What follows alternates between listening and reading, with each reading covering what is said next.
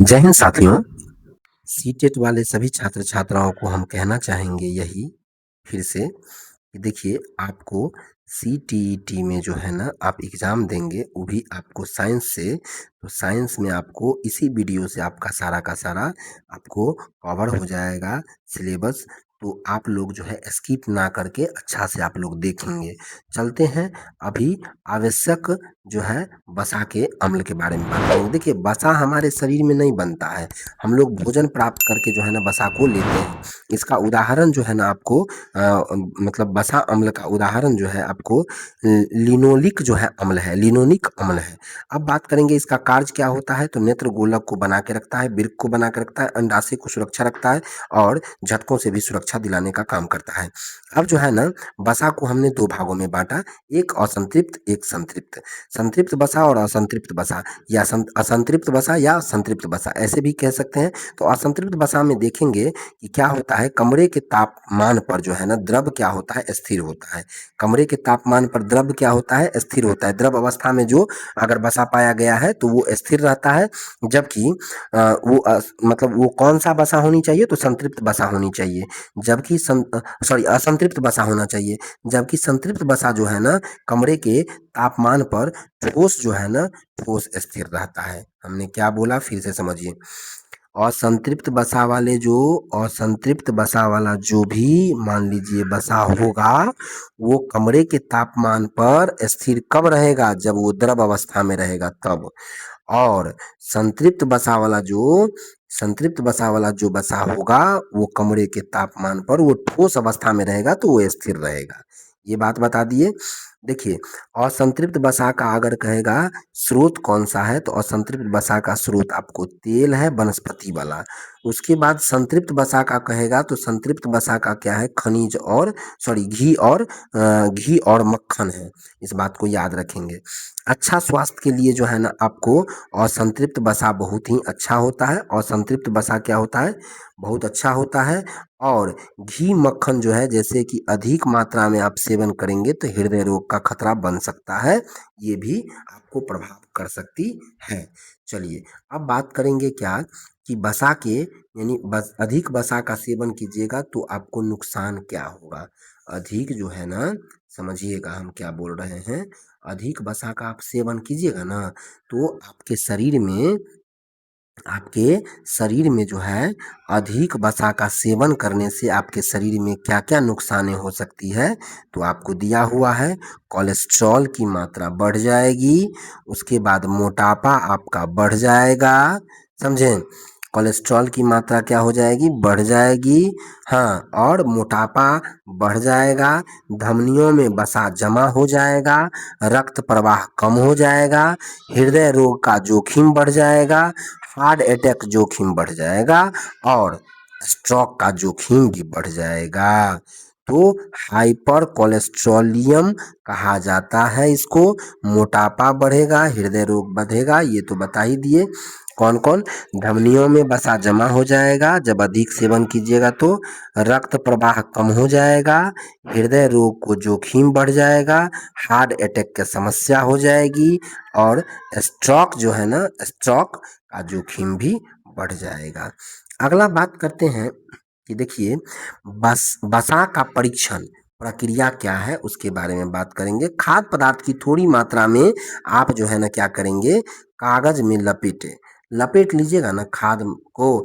तो आप एक चीज और है, खाद्य पदार्थों को एक साफ जो है ना टेस्ट ट्यूब पर भी रख सकते हैं या आप साफ जो है ना कागज पे भी रख सकते हैं, कोई दिक्कत नहीं होती है। अच्छी तरह से उसको मिला लीजिएगा या उसको चूर चूर कर दीजिएगा, उसी को मिलाना कह सकते हैं।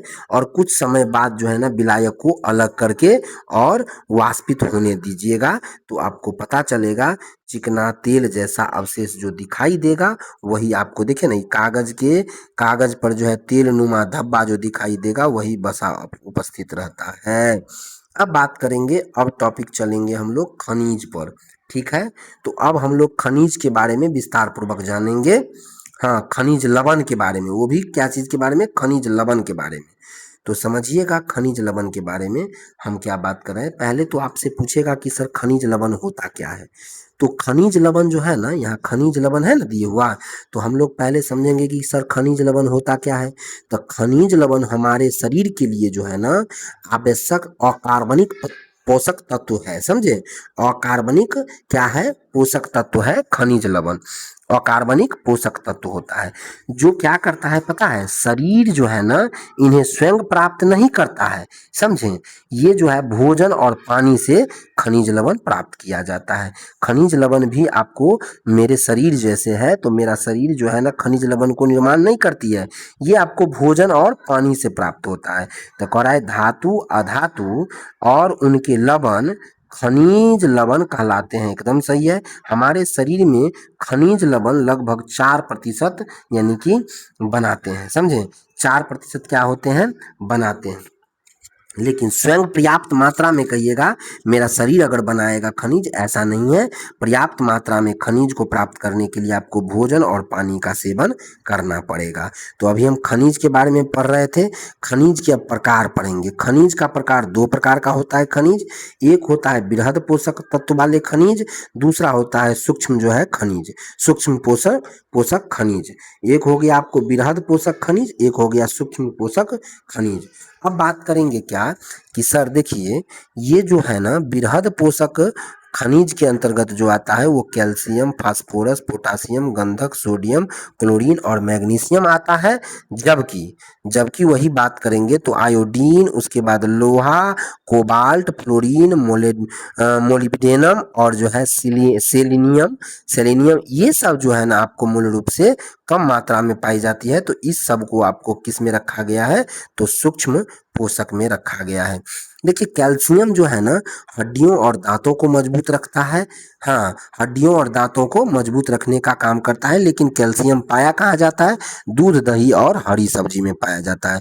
वही बात करेंगे फास्फोरस हमारी हड्डियों, दांतों और ऊर्जा के कार्य में सहायक होता है। हड्डी, दांतों और ऊर्जा के कार्यों में सहायक होता है कौन चीज, तो फास्फोरस। और ये कहाँ से प्राप्त होता है, तो दूध, अंडा और दाल से प्राप्त होता है आपको फास्फोरस। अब लोहा की बात करेंगे तो लोहा हमारे हीमोग्लोबिन बनाने में आवश्यकता होती है उसका, हीमोग्लोबिन बनाने में लोहा का। तो इसीलिए गर्भवती महिला को हमेशा कहता है कि आयरन की मात्रा खानी चाहिए और आयरन का गोली दिया जाता है गर्भवती महिला को खाने के लिए। हरी सब्जी, दाल और अनाज से आपको लोहा का प्राप्ति हो सकता है, ठीक है, आयरन का। आयोडीन बात किया जाए तो थायराइड हार्मोन के निर्माण में जो है आवश्यक होता है आयोडीन। आयोडीन युक्त जो है नमक खानी भी चाहिए।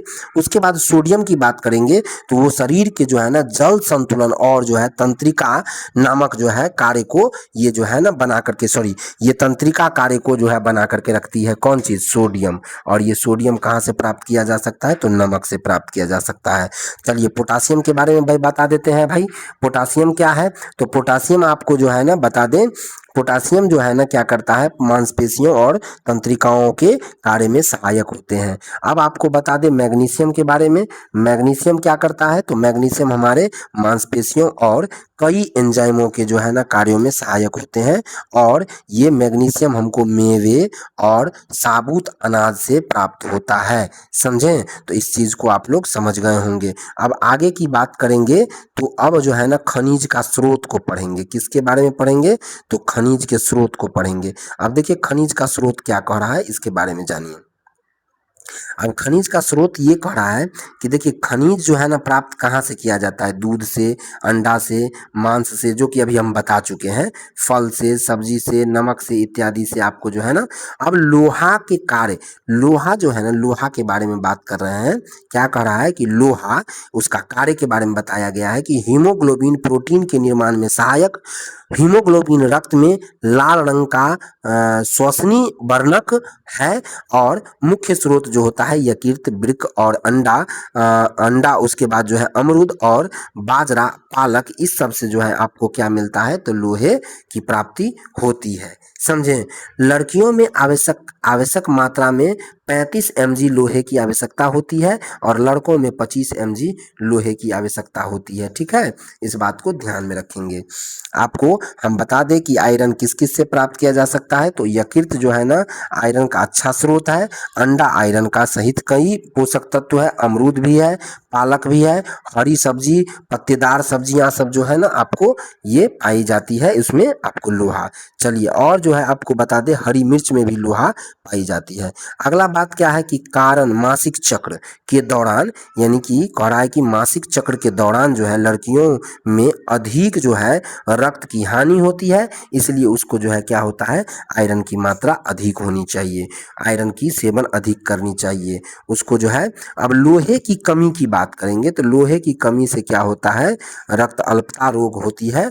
रक्त अल्पता कहिए या एनीमिया रोग कहिए, एनीमिया रोग का शिकार बन जाता है। अब बात करेंगे थोड़ा सा कैल्शियम के बारे में, जो कि हम आपको बता दिए हैं अभी कुछ देर पहले कि कैल्शियम हड्डी और दांतों को मजबूत बनाने में करता है रखता है, और यह जो है ना आपको दूध और दही और सब्जी से, हरी सब्जियों से प्राप्त होता है। तो वही बात कर रहा है, कैल्शियम शरीर में अस्थि, अस्थि का मतलब वही हड्डी और दांत का निर्माण में सहायक होते हैं। इतना बात को हम लोग समझें। अब आगे की ओर बढ़ते हैं और देखिए यही जो है ना आपको कैल्शियम के ही बारे में बात कर रहे हैं। यह रुधिर जो है ना, रुधिर यानी रक्त, रक्त स्कंदन, स्कंदन का मतलब होता है ब्लड क्लोटिंग, समझें। तो ब्लड क्लोटिंग में, ब्लड क्लोटिंग उसके बाद जो है पेशीय संकुचन, जिसको मसल्स जो है ना संकुचन कहते हैं, और हृदय की कार्यिक जो है ना यानी हार्ड फंक्शनिंग जो होता है उसके बारे में ये बात कर रहा है। और हृदय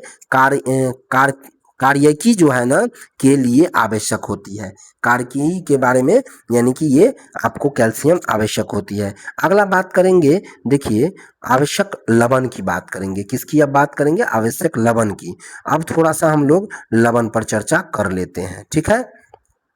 चलिए, तो अब लवण पर देखिए, इसमें क्या है कि कैल्शियम फॉस्फेट, कैल्शियम फॉस्फेट का आपको फॉर्मूला बता देते हैं। Ca, यहाँ तो लिखा हुआ है Ca3 और PO4 का होल 2, ये आपका हो गया कैल्शियम फॉस्फेट। कैल्शियम आपको क्या हो गया, तो फास्फेट हो गया। तो ये कैल्शियम फास्फेट की चर्चा हो गई। अब जो है ना ये शरीर के लिए आवश्यक कैल्शियम का मुख्य रूप होता है। और दूसरा आपको बता दे बात, दूसरा क्या बात बता दे, मुख्य स्रोत की अगर बात किया जाए तो मुख्य स्रोत जो है ना आपको क्या होता है, दूध। उसके बाद जो है ना दुग्ध वाले जो भी पदार्थ, बने पदार्थ होते हैं, हरी सब्जियां, गाजर, और उसके बाद मांस, सबसे आपको क्या होता है आवश्यक लवण आपको प्राप्त मिल सकती है। आयोडीन के अगर बारे में बात करें तो आयोडीन के बारे में देखिए बता तो दिए ही हैं, लेकिन थोड़ा थोड़ा फिर से हम बताने का प्रयत्न करेंगे। चलिए, तो आयोडीन के बारे में क्या है कि थायरोक्सिन हार्मोन का निर्माण में सहायक होता है। आयोडीन किसके, किस हार्मोन के निर्माण में सहायक होता है, तो थायरोक्सिन हार्मोन के निर्माण में सहायक होते हैं। शारीरिक जो है, मानसिक और लैंगिक विकास नियंत्रण करने में ये जो है ना सहायक होते हैं आयोडीन। मुख्य स्रोत की अगर बात करें आयोडीन का, तो पनीर में आयोडीन प्राप्त होता है, प्याज में होता है, उसके बाद समुद्री मछली में होता है, समुद्री भोजन में होता है, उसके बाद आपको आयोडीन में होता है, आयोडीन युक्त नमक में होता है। और पोटासियम जो है, पोटासियम पोटासियम आप कह सकते हैं आयोडीन, वही आयोडीन युक्त होता है पोटासियम आयोडीन, तो इसको यानी कि प्राप्त किया जाता है। और उसके बाद जो है कमी से, आयोडीन की जब कमी हो जाती है तो घेंघा रोग जो है ना आपको होने का चांसेस ज़्यादा रहता है, ठीक है, आयोडीन की कमी से। अब बात करेंगे फास्फोरस की। अब फास्फोरस की चर्चा कर लेते हैं। देखिए, अब जो है मानव शरीर में फास्फोरस का कार्य क्या है उसकी बात करेंगे। देखिए, ये कह रहा है अस्थि और दांतों का निर्माण में सहायक होते हैं, जो कि हम ये बात बता चुके थे।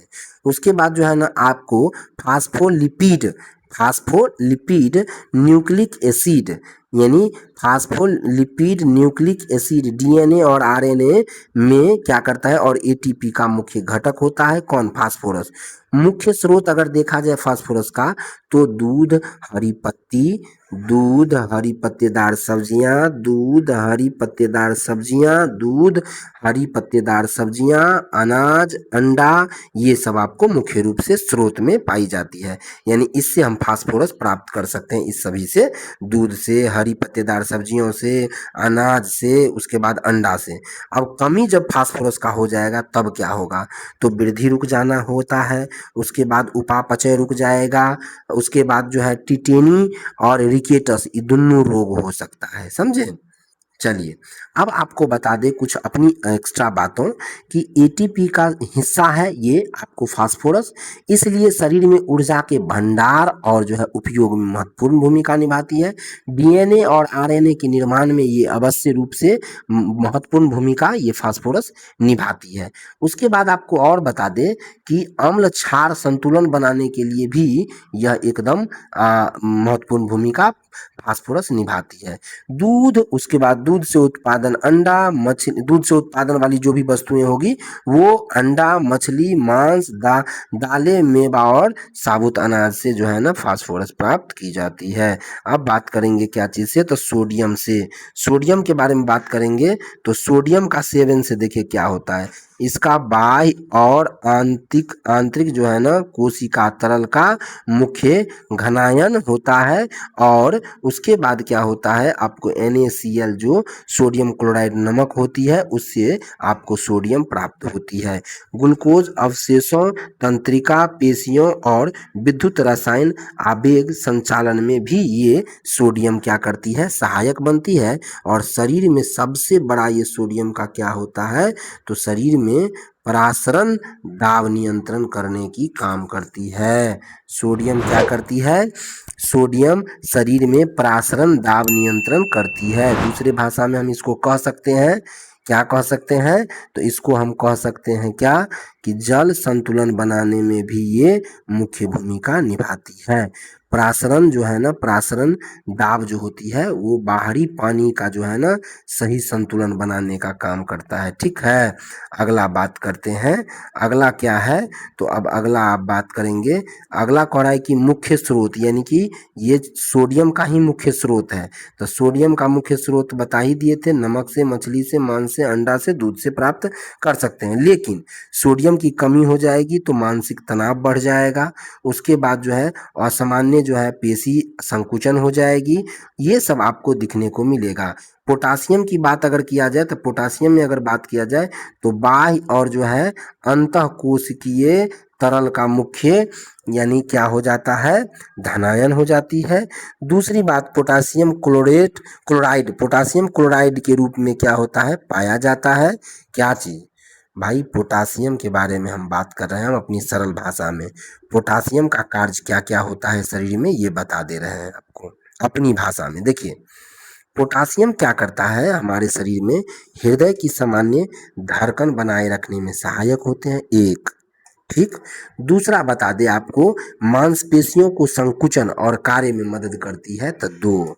तीसरा आपको बता दे तंत्रिका कोशिका में संदेशों के संचार के रूप में यह महत्वपूर्ण भूमिका निभाती है, तीन। इसका तीन काम गिनती करवा दिए। चार काम क्या होता है? शरीर में जल और इलेक्ट्रोलाइट जो संतुलन बनाने का काम करता है वो पोटासियम आपको कर देती है। उसके बाद पांचवा आपको बता दे शरीर के जो है ना अम्ल क्षार जो है उसको संतुलन बनाने में मदद करती है। तो इस बात को याद रखेंगे, पोटासियम क्या क्या करती है? हृदय, मांसपेशियां, तंत्रिका और जल संतुलन को बनाए रखने में काम करती है। तो अब वही चीज को रीडिंग कर देते हैं। बाह्य और अंतःकोशिका तरल का मुख्य धनायन है। पोटासियम क्लोराइड से आपको पोटासियम प्राप्त किया जाता है। शरीर में आयनों और जल स्तर को नियंत्रित करती है पोटासियम। पेशी संकुचन और तंत्रिका संवेदन में मुख्य भूमिका निभाती है पोटासियम। उसके बाद आपको बता दे मुख्य स्रोत पोटासियम का क्या है? तो मुख्य स्रोत आपको बता दे केला है, खजूर है, आलू है। उसके बाद बात करेंगे कमी, पोटासियम की कमी होने से आपको क्या होता है, तंत्रिका संबंधित रोग हो जाता है, और सबसे ज़्यादा पोटासियम की कमी से लकवा रोग हो जाता है, समझें। अब बात करेंगे क्लोरीन की। अब हम लोग जो है ना क्लोरीन के बारे में बात करेंगे, क्लोरीन के विस्तार पूर्वक। उसका कार्य तो बाह्य कोशिकीय तरल का मुख्य ऋणायन होता है, और HCl यानी कि हाइड्रोक्लोरिक अम्ल निर्माण और अम्ल क्षार जो है संतुलन में सहायता प्रदान करती है। ये भी बात को आप ध्यान रखेंगे। तो क्लोरीन क्या करता है सर, क्लोरीन हम लोगों को करता है कि शरीर की आवश्यक खनिज लवण जो है ये क्लोरीन है, और ये क्लोरीन का काम क्या होता है, तो कोशिका द्रव्य का मुख्य यानी ऋणायन जो है, यानी कह सकते हैं कि क्लोराइड आयन शरीर के बाह्य कोशिकीय द्रव में, शरीर के बाह्य कोशिकीय द्रव में क्या करता है, तो हाँ द्रव में प्रमुख जो है ना ऋणायनों में एक है, और द्रव तथा विद्युत अपघटन संतुलन बनाए रखने में भी मदद करती है। दूसरी बात अगर बात किया जाए तो हाइड्रोक्लोरिक अम्ल का निर्माण करती है, और हाइड्रोक्लोरिक से भी हम लोग क्लोरीन का प्रयोग करते हैं। अब बात करेंगे कि पेंट में हाइड्रोक्लोरिक अम्ल क्या करते हैं, हाइड्रोक्लोरिक अम्ल बनाने में क्लोराइड की जो है महत्वपूर्ण भूमिका निभाई जाती है, और यह भोजन के पाचन में आपको क्या होते हैं, सहायक होते हैं। तो कौन, तो HCl। अगला बात करेंगे क्या, अगला बात अब करेंगे यहाँ मैग्नीशियम की। अब किसकी बात करेंगे, तो मैग्नीशियम की।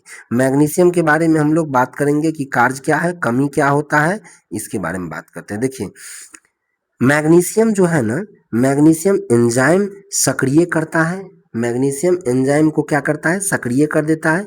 हड्डी और दांत को, दांत का घटक है, यानी कि हड्डी और दांतों को ये जो है ना विकास में महत्वपूर्ण भूमिका निभाती है। हड्डी और दांतों में क्या करती है, महत्वपूर्ण भूमिका कौन निभाती है, तो कैल्शियम निभाती है।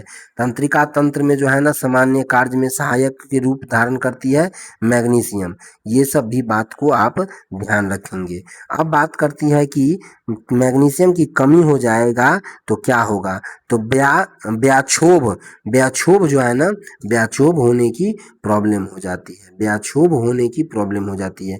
यानी कि मैग्नीशियम कमी से ना कई जैविक जो है रासायनिक प्रक्रियाओं में क्या होता है, कमी आने लगती है। ठीक है, इस बात को भी ध्यान रखेंगे। और बात बता दें आपको, मैग्नीशियम की कमी से क्या होता है, मांसपेशियों में ऐंठन होना शुरू हो जाता है, कमजोरी होना शुरू हो जाता है, थकान और झुनझुनी लगना शुरू हो जाता है। तो ये सब आपको मैग्नीशियम के रूप में कमी के कारण दिखने को मिलता है। अब बात करेंगे सल्फर का। अब हम लोग बात करेंगे क्या चीज़ का, सल्फर का। सल्फर का कार्य क्या है, तो प्रोटीन एंजाइम और सह एंजाइम का प्रमुख घटक है, और यह सह एंजाइम का प्रमुख क्या है, घटक है। तो सह एंजाइम का एंजाइम का जो है प्रमुख घटक कौन है, तो सल्फर। सल्फर के प्रमुख कार्य बात करेंगे, प्रोटीन के निर्माण में सहायक होते हैं, उसके बाद एंजाइम के कार्य में सहायक होते हैं, और को एंजाइम में भी यह महत्वपूर्ण भूमिका निभाते हैं। सल्फर जो है बाल, त्वचा और नाखून में पाए जाने वाले प्रोटीन की जो है संरचना में क्या करती है, इसकी मुख्य भूमिका निभाने की काम करती है। अब बात करेंगे किसका, तो सल्फर का। किसकी बात करेंगे, सल्फर का। सल्फर का कार्य प्रोटीन एंजाइम और जो है सह एंजाइम का मुख्य घटक होता है। देखिए सल्फर क्या होता है, तो प्रोटीन एंजाइम और सह एंजाइम का मुख्य घटक होता है। आपको सल्फर प्रोटीन निर्माण में सहायक होते हैं, एंजाइम निर्माण में सहायक होते हैं, को एंजाइम निर्माण में सहायक होते हैं। उसी को को एंजाइम कहिए, या उसी को हम सहायक एंजाइम कह सकते हैं। इंग्लिश में को एंजाइम कहते हैं, एंजाइम कहते हैं, और हिंदी में सहायक एंजाइम कहते हैं। तो ये बात जो है उसका मुख्य घटक हो गया। चलिए अब अगला बात करेंगे।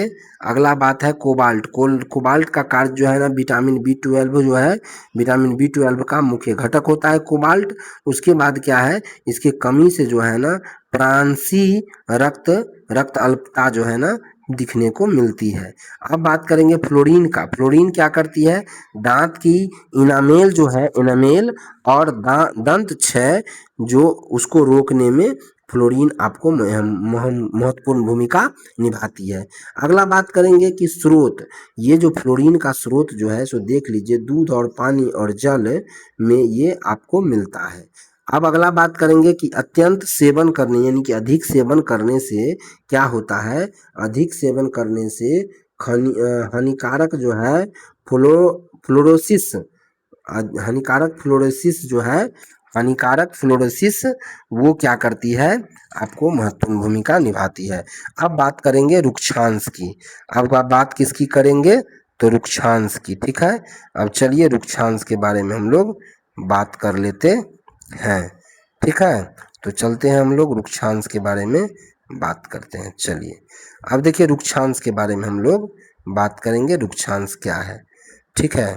तो जिसको हम फाइबर मटेरियल भी कहते हैं या रफ मटेरियल भी कह सकते हैं।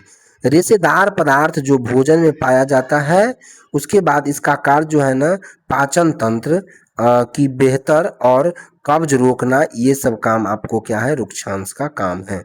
उसके बाद क्या है, तो इसका स्रोत जो होता है सलाद से आपको रुक्षांश प्राप्त होता है, अनाजों की बाह्य परत से भी रुक्षांश प्राप्त होता है, सब्जियों से और दलिया से भी आपको रुक्षांश प्राप्त होता है। अगला बात करेंगे विशेष करके अगर देखा जाए तो शरीर की वृद्धि में सहायक नहीं, क्योंकि इसका जो है पाचन नहीं होता है। रुक्षांश का एक बात याद रखिएगा, पाचन नहीं होता है क्योंकि ये फाइबर टाइप की होती है, रेशेदार होती है। तो इसका जो है ना, इसका जो है हम लोग क्या देखें, तो ये शरीर के जो है ना वृद्धि में सहायक नहीं होते हैं। शरीर की वृद्धि में सहायक कौन नहीं होते हैं, तो रुक्षांश नहीं होते हैं। यह जो है ना क्या होता है, पाचन में भी भाग नहीं लेते हैं, इसका पाचन नहीं होता है। किसका पाचन नहीं होता है, तो रुक्षांश का। अब बात करेंगे जल का, तो थोड़ा सा अब फास्ट खींचते हैं। हाँ, अकार्बनिक पदार्थ, अकार्बनिक पदार्थ शरीर की मात्रा में 60 से 65, और इसकी कार्य क्या है आपको मतलब जल का, तो जल की बात करेंगे तो पसीने और जो है वाष्प से, हाँ, शरीर का ताप नियंत्रण होता है। पाचन परिवहन और उत्सर्जन, पाचन परिवहन और उत्सर्जन में सहायक होते हैं। हाँ, कौन, जल। रासायनिक प्रक्रियाओं में क्या करता है, जल भाग लेता है। उसके बाद आगे बात करेंगे, आगे बात करेंगे स्रोत, यानी कि जल की स्रोत क्या होता है, उपापचयी जल और तरल भोजन जो है, और पीने का जल, ये सब उसका स्रोत है, यानी कि जल प्राप्ति करने का शरीर में। उसके बाद कमी जो होती है अगर जल का, तो उसको कौन सा विकार होती है, तो निर्जलीकरण हो जाता है। अब संतुलित जो है आहार की बात करेंगे। देखिए संतुलित आहार के बारे में हम बात कर रहे हैं कि संतुलित आहार क्या है, ऐसा आहार जिसमें सभी पोषक तत्व जो है उचित अनुपात में मिलाई जाती है, उसी को हम संतुलित आहार कहते हैं। उच्च स्तर के शारीरिक और मानसिक जो है स्वास्थ्य के लिए आवश्यक, और प्रत्येक व्यक्ति के लिए आयु, स्वास्थ्य जो है और कार्य के अनुसार अलग अलग होते हैं। अगला बात करेंगे, अगला बात किसका करेंगे, तो देखिए प्रतिदिन औसत कैलोरी की आवश्यकता कितनी होती है। तो आयु दिए हुआ है और वर्ग दिए हुए हैं, मतलब कि कितने उम्र के बच्चे, तो 10 से 12 वर्ष के बच्चे को जो है ना, कितने वर्ष के, 10 से 12 वर्ष के बच्चे को 2000 कैलोरी आपको क्या होती है, आवश्यकता होनी चाहिए, औसतन, औसतन समझें, प्रतिदिन।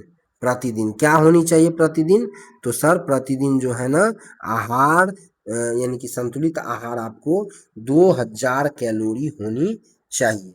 इससे क्या होता है, वृद्धि की अवस्था में, वृद्धि की अवस्था में क्या करती है, अवस्था में ऊर्जा की अधिक आवश्यकता होती है। उसके बाद, उसके बाद आपको बता दें, उसके बाद जो है आगे की बात है आयु वर्ग में, फिर आगे की बात करेंगे तो 12 से जो है 14 वर्ष के बच्चों में कितनी की आवश्यकता होती है, तब 2200 कैलोरी की चर्चा होती है। और ये पढ़ाई खेल कूद दोनों के लिए संतुलित आहार बना करके रखता है, ये 2200 कैलोरी प्राप्त करने पर। 14 से 16 वर्ष के बच्चों को जो है 2600 कैलोरी की आवश्यकता होती है। किशोरावस्था होता है, किशोर अवस्था में शरीर के और जो है मानसिक मानसिक का जो है तीव्र विकास होने लगा। उसके बाद बात करेंगे उसके बाद जो है ना आपको 14 से 16 वर्ष की बात करेंगे तो ये 2600 कैलोरी की बात होती है और ये किशोरावस्था में शरीर और मस्तिष्क का तीव्र विकसित करने लगता है। अब बात करेंगे किसका, तो अब बात करेंगे 15 से 18 वर्ष का। ठीक है, तो 15 से 18 वर्ष की चर्चा कर लेते हैं। 15 से किसकी बात करेंगे, तो 18। तो ये कौन सी अवस्था में चला जाता है, तो ये आपको चला जाता है किशोरावस्था में। ठीक है, अब किशोरावस्था के बारे में बात करते हैं। ये शरीर और मस्तिष्क का तीव्र विकास करता है और ये 2600 कैलोरी इसका प्रयोग होता है। अब बात करेंगे 15 से 18 वर्ष की आयु में ये 3000 कैलोरी की आवश्यकता होती है। अधिक कार्य क्षमता वाले जो है और हार्मोनल जो है परिवर्तन के समान ये समय पर उपस्थित होते हैं। अगला बात करेंगे क्या कि वयस्क मानव को कितना चाहिए, तो 2500 से लेकर के 4000 क्या होनी चाहिए कैलोरी आपको क्या प्राप्त होनी चाहिए, तो आपको ये प्राप्त होनी चाहिए आपको क्या, तो बता दे संतुलित आहार। ठीक है, अगला बात क्या करेंगे, तो 65 से 75 वर्ष की आयु के लोगों को कितना आपको ये संतुलित आहार होनी चाहिए, तो 2300 कैलोरी होनी चाहिए। बढ़ती उम्र में चयापचय धीमा होने से ऊर्जा की जरूरत कम पड़ती है। अब अगला बात करेंगे भोजन की गुणवत्ता और अनुरक्षण। किसकी बात करेंगे, भोजन की गुणवत्ता और अनुरक्षण की बात करेंगे। भोजन की उसके बारे में बात करेंगे। देखिए, आपको भोजन की गुणवत्ता की बात किया जाए तो ध्यान रखेंगे भोजन की गुणवत्ता में क्या होती है, भोजन की गुणवत्ता का अनुक्षरण। ठीक है, अनुक्षरण मतलब है भोजन को क्या करता है, भोजन को सुदूषित या खराब होने से क्या करता है, बचाता है।